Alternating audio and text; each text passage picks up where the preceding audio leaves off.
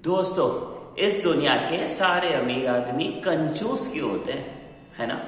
याद है आपको, हमारे वो वाले मामा जी, हमारे वो वाले चाचा जी, बहुत पैसा है उनके पास, सबको जन की बात, लेकिन उनसे ना 5 रुपए भी खर्च नहीं होते।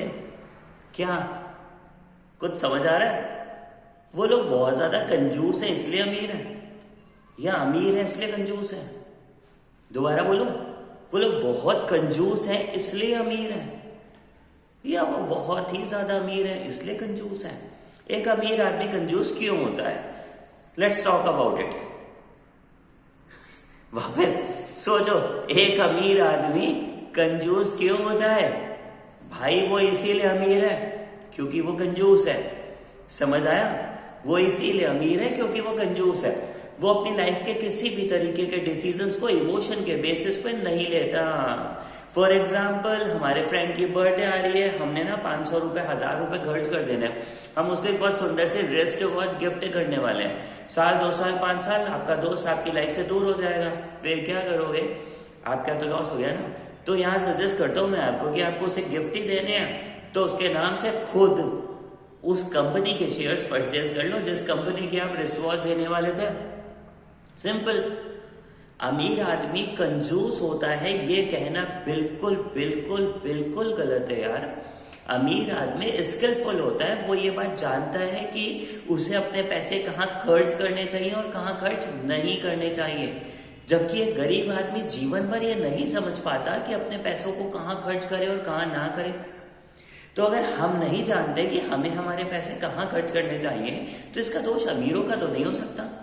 मैंने अपने प्रीवियस वीडियो में आपको 3 तरह की बुद्धि के बारे में बताया था। मेंटल, दिमागी, मानसिक, जो हमें स्कूल में किताबों से मिल जाती है। दूसरी भावनात्मक, इमोशनल। यार इसके बारे में ना हमें कोई नॉलेज, कोई स्किल्स कोई कहीं नहीं सिखाता। How to control the emotion, है ना।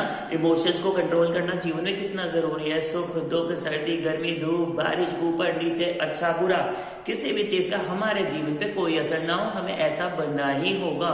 सो इमोशंस को कंट्रोल करना जरूरी होता है। और जब ये इमोशंस फाइनेंशियल मैटर में घुस जाते हैं तो भाई साहब ये पूरी बत्ती बुझा देते हैं। आप समझ गए ना क्या कहना चाहता था?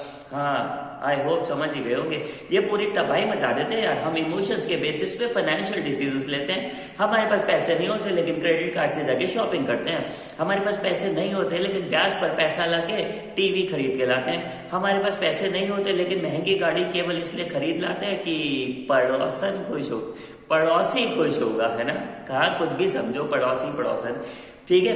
हमारे पास पैसा नहीं होता लेकिन ये भी लाएंगे, पैसा नहीं होगा वो भी लाएंगे। और जानते हो इन सब चीजों का क्या नतीजा निकलता है? इन सब चीजों का नतीजा निकलता है डेट ट्रैप, उधार का जाल। तो क्यों लिए थे आपने ऐसे डिसीजंस जो आगे जाकर आपको दुखी करने थे? जानते हो क्यों लिए थे?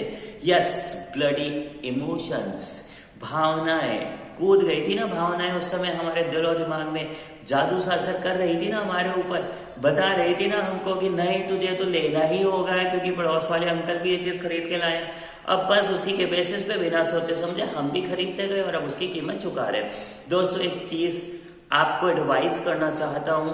मैंने भी अपने जीवन में कुछ ऐसी गलतियां करी है, उन्हीं गलतियों से सीख करके आज आपके सामने ये सब बता रहा हूं, है ना। ये सब मैंने कहीं कहीं से पढ़ा नहीं है, ना कहीं से नकल मारी है, ना किसी और वीडियो से सीखा है। ये सब मेरे जीवन का पर्सनल एक्सपीरियंस है जो मैंने भुगता है। अपने जीवन में किसी भी तरीके के डिसीजंस इमोशनल होके, भावनाओं के आधार पे न लें, स्पेशली फाइनेंशियल डिसीजंस। जब कभी भी पैसे खर्च करने का मामला आए, फाइनेंशियल मैटर्स आए, इमोशंस को उठा के साइड में रख दो और प्रॉपरली बैलेंस पर्सन होकर के डिसीजन लो। आप जीवन में कभी दुख नहीं पाओगे, है ना। ओवर स्पेंडिंग से बचोगे, ज्यादा पैसे खर्च नहीं होंगे, बैलेंस होकर के चलोगे और लाइफ में दिक्कतें नहीं आएंगी। समझ रहे हो ना। सो किसी भी तरीके के निर्णय कैसे नहीं लेने, ठीक है। 3 तरह की जो मैंने आपको बुद्धि बताई थी, 3 तरह का दिमाग, मेंटल, मानसिक, financial, second is emotional and third is financial. So emotion और फाइनेंशियल का जब मिसमैच होता है वहां से शुरू होता है उधारी का जाल, जिसे डेब्ट ट्रैप कहते हैं। सो इमोशंस और फाइनेंस दो अलग अलग चीजें हैं। इमोशनल रहो फ्रेंड्स, रिलेटिव्स, फैमिली, रिलेशनशिप्स के मैटर में, बट फाइनेंस के मैटर में इमोशन लेस हो जाओ। और जब जब पैसों से रिलेटेड कोई डिसीजंस लो तो उसमें इमोशंस को इग्नोर कर दो, ठीक है। अब इसका मतलब क्या हुआ? इसका मतलब ये हुआ कि जब जब आप फाइनेंशियल डिसीजंस इमोशन के बिना लोगे तो दुनिया आपको क्या बोलेगी? कंजूस। बोलने दो यार, ये एक बड़ा टैग है ना, यहाँ कंधे पे स्टार्स की तरह लगना चाहिए कि यस मैं कंजूस हूँ। मुझे यार वो पक्का, मुझे पूरा भरोसा है कमेंट बॉक्स में बहुत सारे कमेंट्स आने वाले हैं जो मुझे बताएंगे कि हाँ सर याद है हमें आपकी कंजूसी ना।